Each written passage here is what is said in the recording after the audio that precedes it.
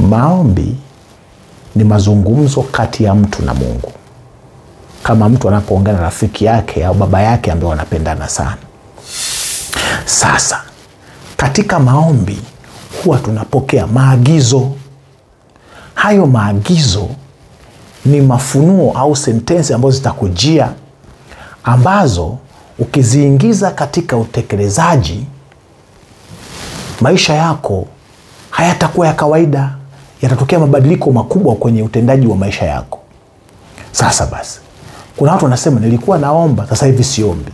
Maana yake umekata supply ya taarifa za kiungu ambazo zingekuwa baraka kwenye maisha yako. Kwa sasa hivi unatembelea taarifa ambazo ni used. Lakini mtu wa maombi, Biblia inasema ni mpya kila siku. Baraka za Bwana, neema za Bwana kila siku ni mpya. Sasa unapata kukuu.